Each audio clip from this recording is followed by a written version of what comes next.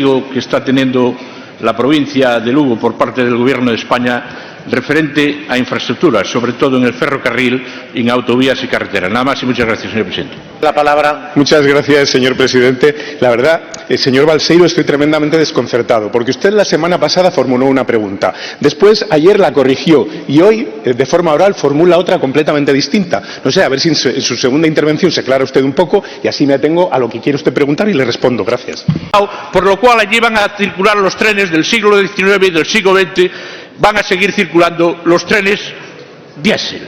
Y señor ministro, ya sé que me va a decir que el señor Feijóo prometió en un mitin, dice usted, que prometió llevar el AVE. Le tengo que decir una cosa, no sé si el señor Feijóo lo prometió o no. Estoy seguro que si las competencias para el AVE fueran de la Xunta de Galicia, Lugo lo tendría. La semana pasada formuló una pregunta que consistía en ¿por qué los gallegos tienen que pagar por el tren de ancho métrico y los asturianos y los cántabros no? Se ve que esa pregunta pues no le parecía, pues no sé, muy apropiada y la cambia ayer. Y ayer me pregunta, a raíz de unas declaraciones del secretario general del PSOE de Galicia, qué es lo que vamos a hacer con la AP9. Parece ser que yo aquí no tendría que venir si mi secretario de Estado concede una entrevista y contesta a esta pregunta en algún medio de comunicación, pues yo por lo que se ve me puedo librar de venir aquí al Senado a responderles a ustedes, porque hoy me cambia la pregunta y me plantea la misma pregunta que me ha preguntado a usted ya en varias ocasiones, que es lo mal que está Lugo en materia de infraestructuras por culpa del gobierno de Pedro Sánchez. Eso sí, acaba usted diciendo dos cosas que me parecen, en fin, de aurora boreal. Primero, se queja usted de que estemos invirtiendo 625 millones de euros en la línea Ourense-Lugo. Se dice pronto, 625 millones. La mayor inversión ferroviaria de la historia de la provincia de Lugo. ¿A usted le parece poco?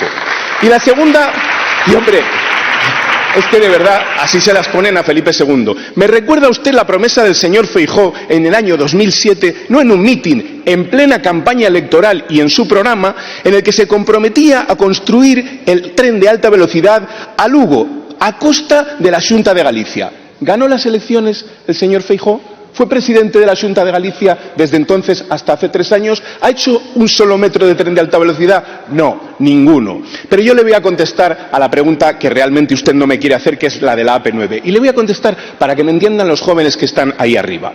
Al Partido Popular le parece muy mal que los vigueses y los gallegos paguen peaje por pasar todos los días por la AP9. Se le olvida decir al señor Balseiro que gracias al Gobierno de España han pagado desde el año 2018 348 millones de euros menos que el Gobierno de España ha puesto en bonificaciones para toda esa gente. Pero se le olvida lo primordial. ¿Saben por qué los gallegos pagan por ese peaje de la AP9 todos los días? Porque el señor Aznar, en el año 2000, faltando 23 años para que venciera esa concesión, le pareció poco y la amplió en otros 25 años hasta 2048. Y todavía vienen ustedes aquí a sacar este tema. Es que es incomprensible. O sea, mire, el secretario general del PSDG en este tema puede plantear lo que quiera, porque nunca será incoherente con lo que ha defendido siempre, que es la gratuidad de esa vía. Ustedes no están en condiciones, en muchos temas, pero en este desde luego, no están en condiciones de traer esta pregunta hoy aquí, cuando son los responsables de que todos los días los gallegos paguen por un peaje, porque al señor Aznar en el año 2000 le pareció que 23 años eran pocos para que una empresa siguiera haciendo negocio con los gallegos y las gallegas cada día. Por cierto, el señor Aznar, el mismo que sigue mandando a día de hoy en el Partido Popular. Muchas gracias. Feliz cumpleaños, señora Montero. Hoy es 30 de septiembre, se cumplen 3 años sin que usted haya presentado presupuestos. 3 años sin cuentas, sin rumbo e incumpliendo la Constitución. Presupuestos y sin apoyos siquiera para fingir o simular que los presenta. 3 años con las manos abrasadas por la corrupción, por poner la mano en el fuego por Ábalos y Cerdán, se quemó y ellos hoy arden en los tribunales por ser la número 2 del presidente del Gobierno cercado por los escándalos. Señor presidente, habla usted de mi presencia en esta Cámara, señoría. Le tengo que decir que he comparecido, rendido cuenta 3 veces más que lo hizo mi predecesora, la señora Soraya Sáenz de Santamaría, y más del doble de lo que lo hizo el señor Montoro. Lo que tienen que plantearse, de verdad, señora García, es si ustedes le dan utilidad y dignidad a esta Cámara con todos esos cambios del reglamento hechos de forma unilateral, que no persiguen más que una política de enemistad, de rivalidad, de intentar pegar monólogo, que a nadie, como usted verá, parece que le interesen los problemas en su grupo de los ciudadanos y, por tanto, señoría, eso es lo que ustedes se tienen que hacer mirar. Luego, en relación con su pregunta, como siempre, señora García, usted lo que tira es del batiburrillo, del argumentario falso que hacen en su partido, intentando, como siempre, que aquí no se hable de los problemas reales de los ciudadanos. Usted me pregunta por mi gestión y cómo lo valoro en el Gobierno. Le voy a dar datos, ni siquiera le pongo calificativo. Crecimiento económico muy por encima de la media europea. Gracias a la reforma laboral, 22,2 millones de ocupados. El SMI, un 61% más, a 2,4 millones de trabajadores. Pensiones, un 22,7 más, a 9 millones de personas. Hemos incrementado las becas, un 81,8%. Hemos ampliado el permiso por nacimiento y cuidado de menor. Hemos reducido el déficit en casi 70.000 millones de euros. ¿Cómo califica usted la gestión económica del Gobierno? Para mí, realmente satisfactoria. Señora Montero, ¿pero usted dónde vive? ¿En un paraíso fiscal y social, sin pobreza y sin impuestos? Señora Montero, su gestión es un barra libre y a la saca, de corrupción en corrupción, de mentira en mentira, de miedo a los jueces al pánico a las urnas, y usted sabe de eso bastante. Por cierto, señora García, para paraísos fiscales, los miembros del Partido Popular que tuvieron que ser amnistiados por una amnistía fiscal que aprobó su Gobierno, declarada inconstitucional por parte del Tribunal Constitucional. Ustedes son los que utilizan esos paraísos fiscales. Usted ha hecho una intervención nuevamente, segunda intervención de... Señoría, señor presidente, pido amparo.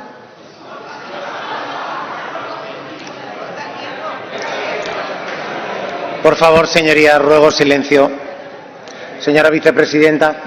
Sí, porque algunos diputados con agresividad se dirigen hacia mí cuando yo intervengo. Usted hace nuevamente un batiburrillo intentando ser ocurrente, le tengo que decir, señora García, metiendo frases para despertar un aplauso de su grupo. Yo solamente le digo, mire usted, en los temas que tienen que ver con el entorno del presidente se abrirá la verdad. Y tomará camino y tendrán ustedes que pedir perdón, que nunca lo hacen, por todas las acusaciones que ustedes hacen después de denuncias presentadas por la ultraderecha. Lo que usted no explica en esta Cámara, siendo usted consejera del Gobierno de Castilla y León, qué está pasando en esa comunidad autónoma y qué pasó con la trama eólica. Trama eólica en la que, según se están investigando, 75 millones de euros en comisiones, en donde hay, en lo que va todavía de citación, 15 acusados en el banquillo que, curiosamente, muchos de ellos comparten esa corrupción con la perla negra. Por tanto, señora Muñoz, cuando se condene a las personas correspondientes, podrá usted hablar con esa propiedad, por no decirle con ese autoritarismo, con el que usted se dirige, termino, a este Gobierno. Mientras tanto, se abrirá la verdad y tendrán que retirar sus palabras. Radio Televisión Española, ¿sabe qué es lo único claro de Radio Televisión Española? Los 750 millones de deuda que tiene en estos momentos. Porque eso ha dejado de ser un servicio un servicio público para ser un servicio político. Telepedro. ¿Televisión Española qué le molesta? ¿Que esté en récord de audiencia? ¿Que tenga en este momento un volumen muy importante de personas que le siguen? ¿Eso es lo que le molesta? Porque que yo sepa, casos de corrupción no ha tenido ninguno, pero es que usted ha vuelto a referir casos que ya se han visto en los tribunales. Habla usted de Europa y habla usted de Plus Ultra. ¿Usted recuerda, señor Suárez Lamata, que los tribunales se han pronunciado sobre el rescate de Plus Ultra? ¿O es que no se acuerda? ¿O es que le da igual? ¿O es que el Partido Popular simplemente está en la política de contar bulos, de contar mentiras para ver si algo cae, con independencia de lo que dictaminan los tribunales? Air Europa, también, señor Suárez Lamata, con Air Europa ya se ha analizado por parte de los tribunales ese rescate y no se ha encontrado nada porque no hay nada, porque ustedes con esa mentira sobre la gestión de la SEPI no aportan, termino señoría, absolutamente nada. De lo que sí nos acordamos los demás es de lo que ocurría en Duro Felguera, en Unosa, en Los Astilleros, en Izar, cuando ustedes gobernaban. Y ahí, señoría, no vamos a volver nunca más. Desde 2018, con un gobierno, con el presidente actual, ese que ustedes quieren proponer para Nobel de la Paz o incluso elevarlo a los altares. Suárez, tanto van ustedes hablando de ese premio Nobel de la Paz que se van a convertir ustedes en la candidatura oficial del presidente Sánchez si siguen por ese camino, porque claro, es que aquí todo son ocurrencias de las cosas que ustedes comentan. Tanto que usted habla de las corruptelas y de los casos de corrupción de la SEPI. ¿Me puede usted decir uno, señor Suárez Lamata, desde que, como usted dice, gobierna Pedro Sánchez? Uno, en donde haya sido condenada la SEPI o donde haya algún tipo de implicación de la SEPI en algún caso de corrupción. Es que, sinceramente, es falso, como es falso que las mujeres no hayan tenido protección a pesar de los fallos técnicos de la pulsera, como es falso todo lo que se ha escuchado anteriormente por su portavoz respecto al presidente del Gobierno, a su entorno, a los demás miembros de su grupo. Es que es falso, es que ustedes quieren hacer de la corrupción el discurso político, porque ustedes no nos ven como un rival político, señor Suárez Lamata, nos ven como un enemigo a combatir, que antes hablaba la señora Muñoz de respetar las urnas y la democracia y brilla por su ausencia, que no se respeta nunca por parte de su grupo. Yo le voy a dar datos.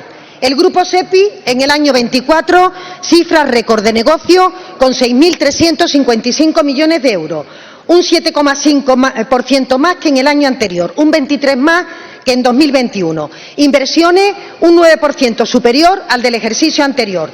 Aumento de la plantilla un 2% también superior a la que tenía en el año anterior. Hemos realizado un esfuerzo inversor estratégico en muchas de nuestras empresas. Yo le voy a dar solamente dos ejemplos.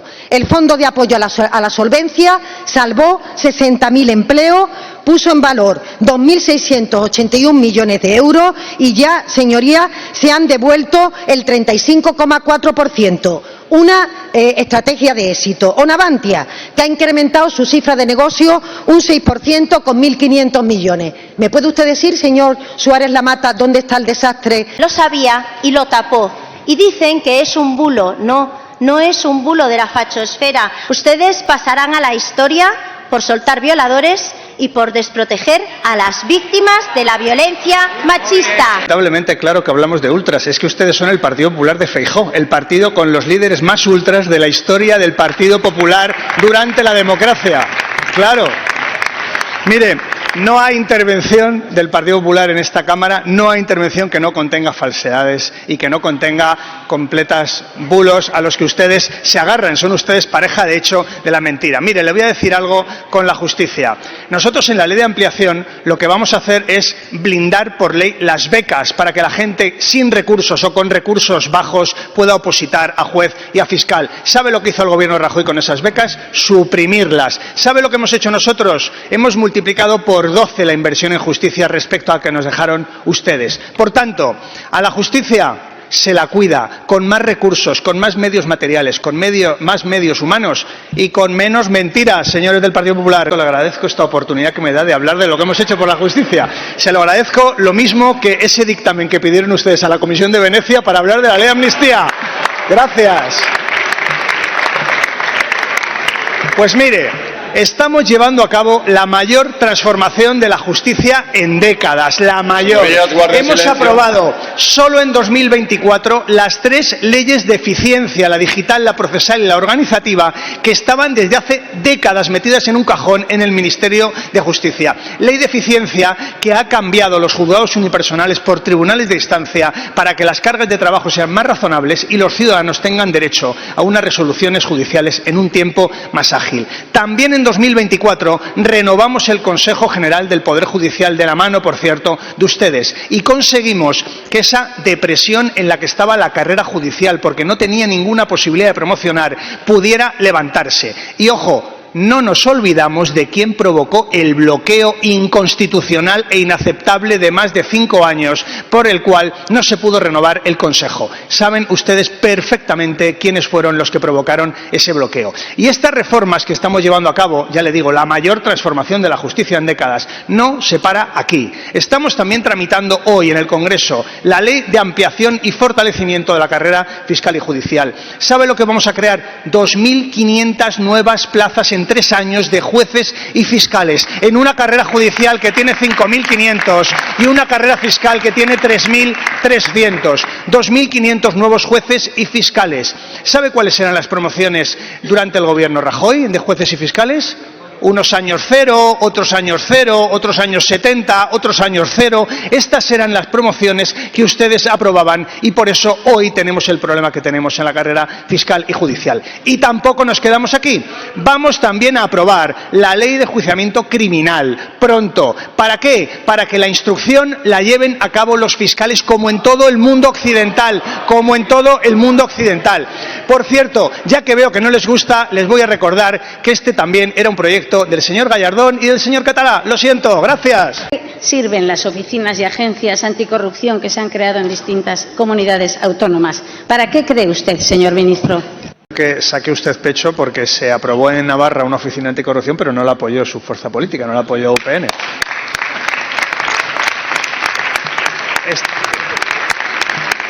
Estaremos de acuerdo que la creación de oficinas anticorrupción es un camino que, por cierto, es el que marca la Comisión Europea y en España ya tenemos el compromiso para crear esa oficina anticorrupción a nivel general y también hemos creado ya y está en funcionamiento la Autoridad Independiente de Protección del Informante, precisamente para que esas denuncias de corruptelas, de irregularidades, incluso de delitos, ¿por qué no?, se puedan tramitar, se puedan investigar, pueda haber mecanismos de protección para las personas que denuncian, que bien le hubiera venido aquello al señor Casado, y también con eso también podamos llegar a conocer y a esclarecer lo que realmente nos preocupa a todos, que es la corrupción, y estoy convencido que a usted también le preocupa. No crea que esto pasa en todas las comunidades autónomas y no crea que todos los gobiernos hacemos por crear oficinas anticorrupción y autoridades independientes de protección del informante, porque ha habido gobiernos en España que han llegado al gobierno autonómico en este caso y han suprimido las oficinas anticorrupción. Esto pasó en Baleares, tan pronto como llegó el gobierno del Partido Popular con Vox, y pasó en la Comunidad Valenciana, tan pronto como llegó el gobierno del Partido Popular con Vox, por cierto, donde también suprimieron la Unidad Valenciana de Emergencias. Por tanto, creo que estaremos de acuerdo en que estas oficinas cumplen su papel, que es bueno que sigamos la senda de Europa, que tengamos este tipo de instituciones para investigar las irregularidades y, de hecho, el único reproche que nos hace la Comisión Europea en su informe del Estado de Derecho fue que en Baleares y en la Comunidad Valenciana los gobiernos de derecha y de ultraderecha hubieran suprimido estas oficinas. Por tanto, yo creo que esta oficina es útil, lo es desde luego en Navarra y es, sin duda, una autoridad que necesitan las administraciones públicas para investigar y también para conocer cuál es la profundidad de los casos que se van denunciando. Gracias.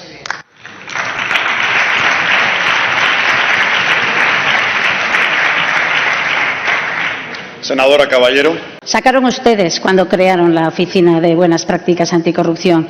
Nosotros seguimos teniendo muchísima más confianza en los tribunales y en las investigaciones que realiza la Guardia Civil que en estas oficinas que se inventan y que solo les sirven para postureo y quedar bien. Creo que estaremos de acuerdo que el camino no es suprimir las oficinas anticorrupción, es reforzarlas.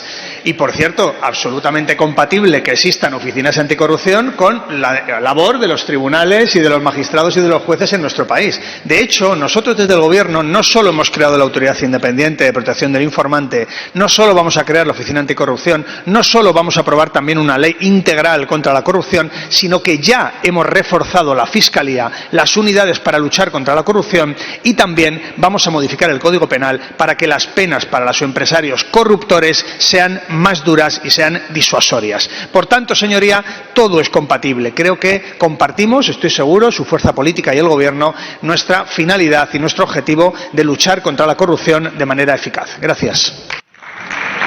A sus maltratadores es una pulsera, es un dispositivo de control telemático de sus agresores y ustedes, sabiendo que fallaban, no hicieron nada. ¿Desde cuándo sabía de estos fallos, señor ministro, y qué medidas tomaron? Pero debo decir en un inicio que me cuesta mucho decírselo a una mujer, pero me llama la atención su feminismo de ocasión. El feminismo de ocasión del Partido Popular.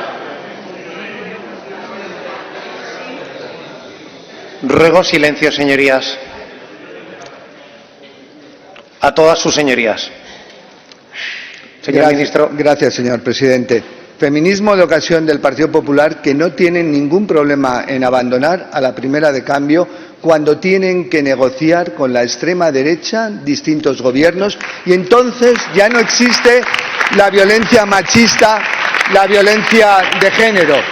Ya nos vamos a violencia doméstica y al ámbito privado, ¿verdad? Pero mire, es un compromiso del Gobierno de España desde 2018, del Gobierno de Pedro Sánchez, pero antes, evidentemente, 2004, luchar contra la violencia machista, tomar todas las medidas necesarias y precisas para garantizar la seguridad del conjunto de las mujeres víctimas. Ya sé que me va a decir que yo no estoy aquí para preguntarla, que estoy para responder, pero es una forma de responderla y responder un poco a su feminismo de ocasión. ¿Qué piensa de esta noticia que conocimos la pasada semana, señora Romero, sobre Logroño, cuyo ayuntamiento sabe que está gobernado por el Partido Popular?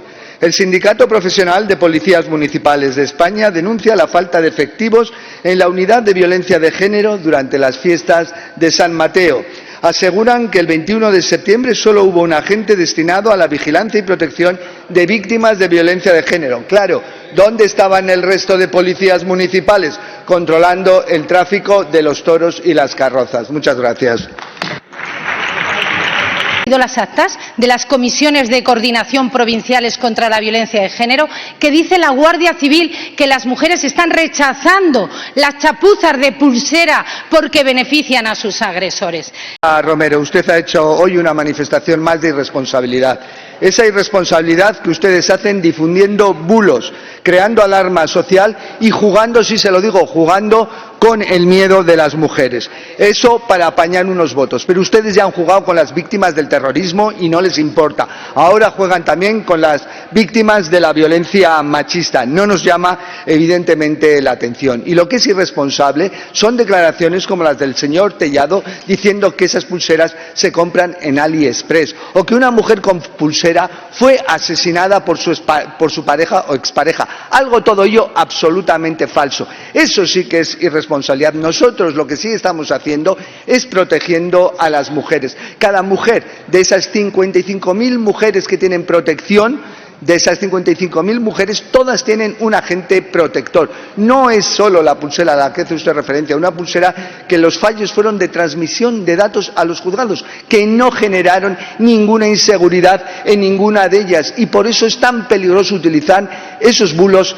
esas falsedades como ustedes hacen. Dicen falta de efectivos. Hemos crecido un 56% en los especialistas en violencia machista, más de 18.000 efectivos en el conjunto de policía y Guardia Civil. Eso es trabajar. Pero mire, por eso le quiero decir, y voy a concluir con esto, fíjese usted el bulo y cómo no se puede jugar con el miedo de las mujeres, porque si hubiera sido real y no se las hubiera protegido en los términos que dicen ustedes, ¿dónde estaba el Partido Popular? Supongo que sería tan notorio y tan claro que ustedes hubieran hecho alguna petición al respecto. ¿Y sabe por qué no? Porque nosotros sí que trabajamos garantizando la seguridad de las mujeres y siempre mejorar. Gracias, señor ministro. Vicepresidenta, ¿pone usted la mano en el fuego por Begoña Gómez, que intercedía en la contratación pública con cartas de recomendación a favor de las empresas de Barrabés, el mismo empresario que apoyaba su cátedra? Señora presidenta, yo creo que es obvio que el Partido Popular, para lo que utiliza esta Cámara, es para hacer un concurso entre los diferentes senadores a ver quién graba el vídeo más ocurrente que luego pueda difundir en las redes. Porque si no, no lo entiendo, señoría. No lo entiendo. Señora Moreno. Y además le digo que lea un poco. Es decir, ya hemos trasladado que ese informe al que usted hace referencia no es de la IGAE, es un informe de un interventor que trabaja para la Fiscalía Europea. Ah, bueno, de verdad, la verdad es que son como son todos. Luego silencio. Ruego silencio. Como no lee nadie, pues efectivamente nadie sabe que la Fiscalía Europea trabaja con independencia y tiene a su cargo peritos, asesores que están en la Fiscalía Europea, que hacen informes, por cierto, informes discordantes con los que emite la IGAE, que se remitió a algún juzgado cuando se analizaron expedientes parecidos. Por tanto, señorías, nada que decir. respecto, no sé lo que me hace con la mano, no le entiendo, nada que decir respecto a lo que usted plantea, pero es que su pregunta va en relación con la fiscalidad de Melilla y Ceuta. Y yo le pregunto, ¿es que acaso alguien ha hecho un planteamiento de cambio de esa fiscalidad? Porque yo no sé si usted lo sabe, imagino que sí, pero actualmente lo que existe como ventajas fiscales es un 60% del IRPF menos en las ciudades autónomas, bonificación del 75% del patrimonio, del 50% del impuesto de sociedades en los rendimientos de Ceuta y Melilla, bonificación en el impuesto del 99% sobre sucesiones y donaciones, no se aplica el IVA, sino el impuesto sobre la producción de servicios, el 0,5 y el 10%. Estos son medidas que usted comparte, es que a partir de ahora no las comparte. ¿Qué es lo que plantea con su pregunta? Lo que le digo es que el Consejo de Ministros aprobó la semana pasada, sin ir más lejos, 21,5 millones para las desalinizadoras, tanto de Ceuta como de Melilla. El apoyo de este Gobierno ha sido siempre total. Por tanto, señora Moreno, no entiendo la pregunta, no sé qué es lo que quiere plantear en relación con esta cuestión, así que espero que la aclare. Es solidaridad premiar a quienes quieren romper España y abandonar a quienes la defendemos en primera línea, porque eso es lo que hacen. Y eso es tacticismo político, es anteponer sus sillones al interés general. Gracias, señor presidente. ¿Puede usted enumerar algunas de las medidas que hiciera el Partido Popular que este Gobierno no haya puesto en marcha o haya derogado? Ninguna. Por tanto, es un discurso populista. Lo que ustedes tendrían que hacer, si usted es senadora por Melilla, es combatir el discurso xenófobo que tiene su grupo, porque lo que no puede ser es que voten en contra del reparto de los menores inmigrantes, siendo la ciudad de Melilla, la ciudad de Ceuta, de las más beneficiadas, contra el criterio incluso de los presidentes autonómicos del PP que están gobernando estos territorios. Ustedes practican un discurso contra la inmigración, un discurso que impide la convivencia, que criminaliza a la inmigración y que está perjudicando especialmente a Ceuta y Melilla. Si tanto quiere a su tierra, lo que tiene que hacer es combatir ese discurso xenófobo y defender el reparto de menores en el conjunto del territorio. Pleno lo que dijo usted, porque ¿sabe lo que dijo usted en el anterior pleno? Mintió. Mintió en esta Cámara, mintió en sede parlamentaria y volvió a engañar a todos los españoles. Y dijo textualmente que todos los productos agroalimentarios que entran de terceros países están sometidos a un control. ¿Eso quiere decir que se controla al 100%, señor ministro? Da aquí a decir que defiende a nuestros agricultores y ganaderos cuando les tienen maniatados frente a los productos que están entrando de terceros países que representan una competencia desleal y que les está llevando a la auténtica ruina. Muchas gracias. Martínez Antolín. Esta mañana he tenido el honor de participar en la apertura de la 17ª edición de la feria Fruit Attraction de productos de frutas y hortalizas. Es la primera del mundo y la primera feria agroalimentaria española. ¿Sabe usted cuánto ha exportado España? Lo digo porque la pasada pregunta que me hicieron era sobre los datos del mes de junio. Le puedo dar los del mes de julio. 77.500 millones de euros, la cifra récord de la historia de España, con un saldo favorable de 19.400 millones de euros. Por tanto, el problema no está donde usted lo indica. Hoy he defendido y continúo defendiendo un comercio internacional basado en reglas porque es bueno para un país exportador como España y para la Unión Europea, y también por la seguridad para quien importa. Inspectores de sanidad vegetal y productos alimentarios son funcionarios de carrera, por tanto, no son contratados como usted dice.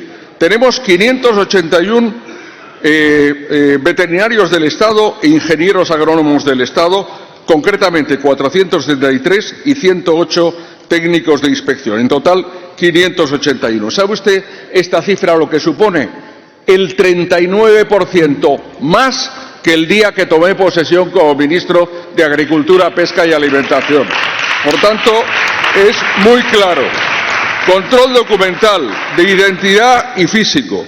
En los puestos fronterizos tenemos 27 puertos y 10 aeropuertos donde llevamos a cabo ese control. En el año 24 se hicieron 314.000 controles en materia vegetal, hubo 2.000 rechazos. En materia animal, 69.000 controles con 700 rechazos. Por tanto, aquí vamos a lo que va toda la sesión de hoy, a contar bulos. Por su parte, tienen el bulo económico, el bulo de la inmigración, el bulo de la ocupación, y ahora llega el que entra en España cualquier cosa.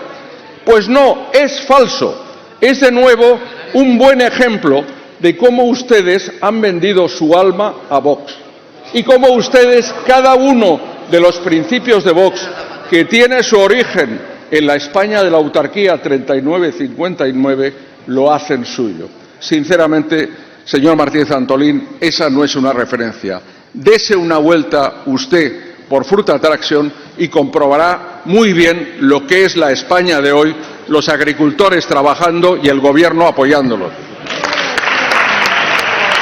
De esta Cámara en relación con que la condonación de las comunidades autónomas en relación con la deuda que mantenían con el Fondo de Liquidez Autonómica era para comunidades del régimen común, donde incorporábamos también aquel endeudamiento que se hubiera podido tener con entidades privadas. Y me estoy refiriendo a que algunas comunidades autónomas no hicieron un uso intensivo del FLA, por ejemplo la Comunidad de Madrid, y por tanto también se beneficiarán de esa quita de la deuda, en este caso con las entidades comerciales.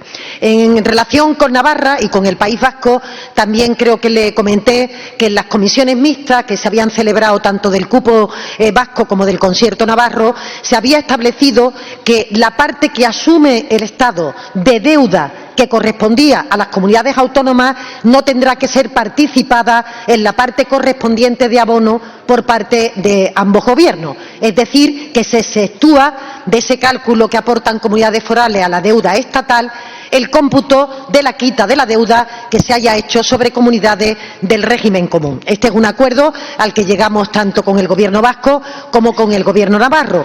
Por tanto, va incorporado dentro de esas normativas que, como usted sabe, tienen carácter vinculante, y es por ello que no figuran en la parte correspondiente de la ley, pero en ningún caso van a ser perjudicadas por algo que, como usted bien trasladaba, forma parte de un ahogo financiero que tuvieron las comunidades autónomas con motivo de los gobiernos del Partido Popular, que no dudo que ocurrió lo mismo en Navarra y en el País Vasco, pero que el propio régimen de cupo, el propio régimen foral, tiene estos riesgos. Hay algunos que siempre califican estos cupos de privilegio, pero efectivamente ahora no se pueden beneficiar de esa condonación de la deuda y, por tanto, asumieron el riesgo con la parte que tienen financiera en relación con los tributos que ellos mismos gestionan. Así que le contesto taxativamente que en ambas comisiones mixtas ya se estableció este equilibrio que usted le llama mecanismo de equilibrio para no perjudicar a ninguna de las dos comunidades.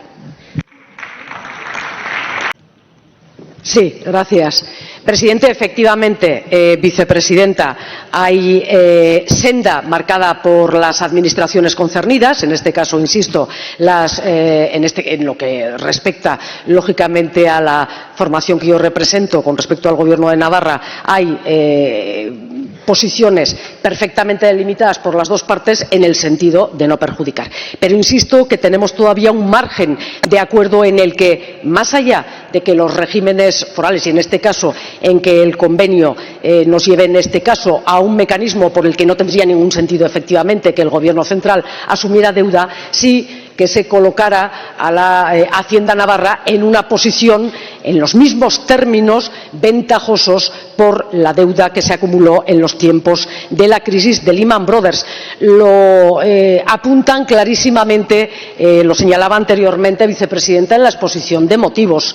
Aquello castigó, y castigó doblemente, castigó a las comunidades autónomas y castigó doblemente. De una parte, porque efectivamente no hubo un posicionamiento de la Administración central o incluso de la Administración europea en torno a apoyar a los ciudadanos en la solvencia ante la crisis, pero castigó doblemente porque había una normativa, y me estoy refiriendo a la Ley 2/2012 española, que castigó doblemente también en términos de contabilidad financiera. Vicepresidenta, creemos que con el anteproyecto conocemos un salto de tuerca que haría necesario, como digo, tener también en cuenta la circunstancia para las haciendas forales. Gracias.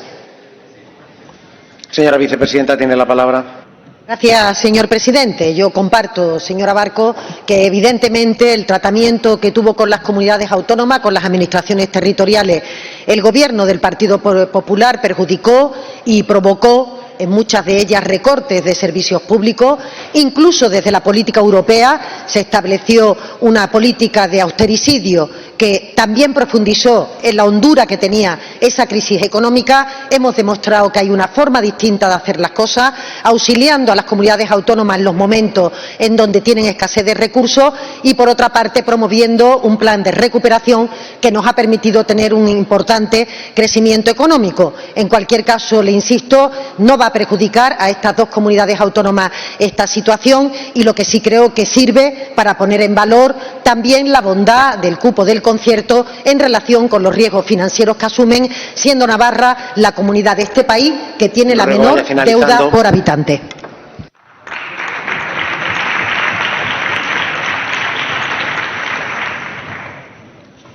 A continuación corresponde formular la siguiente pregunta. ¿Qué entiende usted por proteger a las mujeres?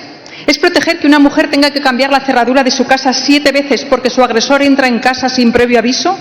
¿O es proteger darte de bruces con tu maltratador en la calle sin que haya sonado ni una sola vez la alarma? Contestar, lógicamente. Lo que no puedo es rebatir todos los bulos, las mentiras y la desinformación que genera miedo. Eso sí que genera miedo a las víctimas. Mire, las víctimas se protegen con un amplísimo sistema de protección, donde el dispositivo Cometa es uno más de todo el conjunto del sistema. Y es un sistema en el que participan jueces especializados, fiscalías especializadas, en el que participan, por supuesto, los trabajadores de Cometa, el Ministerio, lógicamente, participan las comunidades autónomas, participan las entidades locales, participan las delegaciones del Gobierno a través de las unidades y de la coordinación de las medidas de protección. Y participan también las empresas tecnológicas, porque aquí hay una relación público-privada indispensable,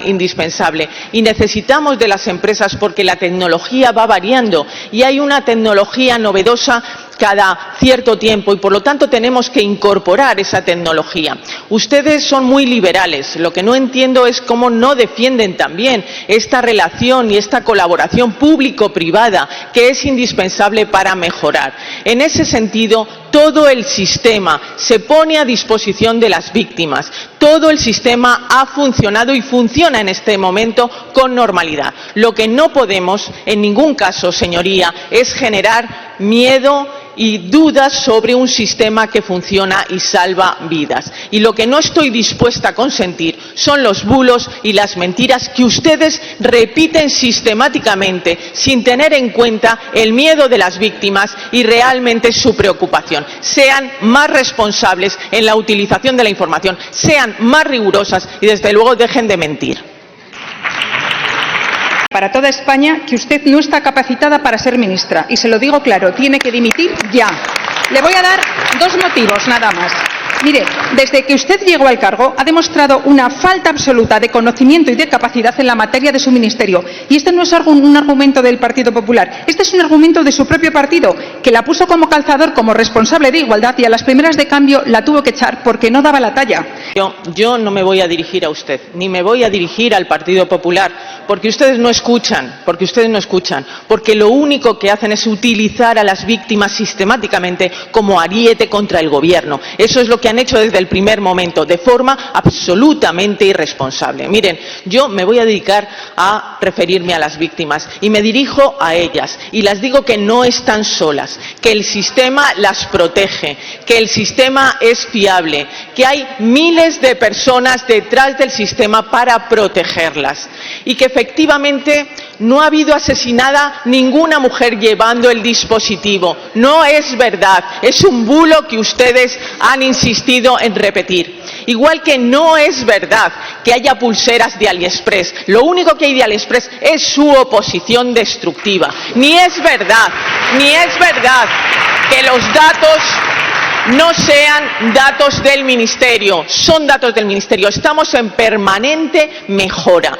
Y miren, este es el Ministerio del pim pam pum, este es el Ministerio a batir, lo ha sido siempre. ¿Saben por qué? Porque la igualdad es el gran avance civilizatorio y ustedes están en el retroceso sistemático, compitiendo con Vox en devolvernos a casa calladitas y con la pata quebrada. En eso están ustedes.